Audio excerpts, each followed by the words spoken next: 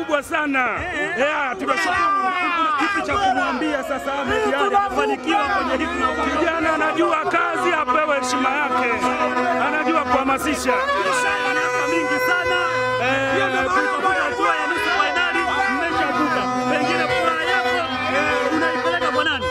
Mimi furaha yangu naipeleka kwa wachezaji wote na benchi la ufundi na uongozi wa Simba na management wote na viongozi wa zamani wameshikamana na mashabiki na wanachama.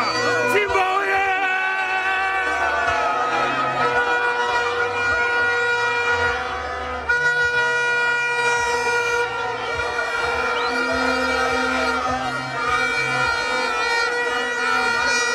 Kusema chukua kombe la shirikisho, nipewe sumnipe, nipo Ilala hapo nimekaa. Unajitabia kombe mapema, bado kuna mtihani wanaosuka. Kwa Afrika hii mjomba wangu hakuna timu yenye kikosi kama Simba.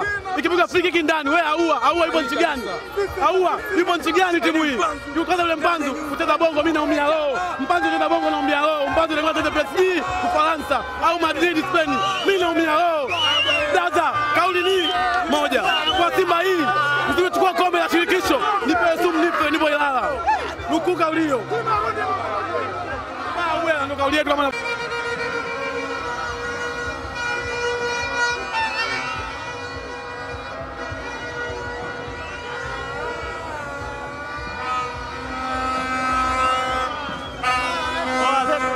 mambo visikiaje mwana?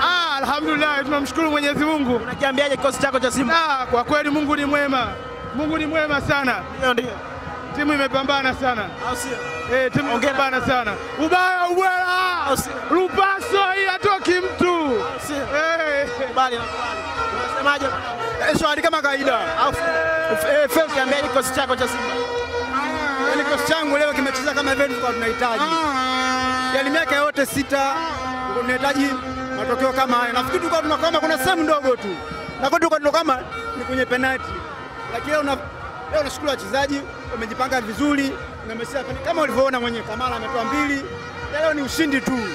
Ushindi kwenda mbele. Asante sana. Mambo vipi? Safi. Unasikiaje mwanangu? Najisikia furaha sana. Iko poa. Yaani hata kama nikifa leo nimeshuhudia nusu finali ya Simba. Toka nizaliwe naishuhudia. Unakiambiaje kikosi chako cha Simba? Na timu nzuri. Nasisitiza viongozi waendelee kushikamana, nasema shabiki tawasapoti ili timu yetu izidi kufanya vizuri zaidi. Na sisi ndio kiboko ya Waarabu, au wengine hamna kitu. Na wale ambao walikuwa wanasema kwamba hutaweza hii, unawaambiaje? Aibu yao. Au si? Aibu yao. Bali. Haina shida. Nashukuru sana.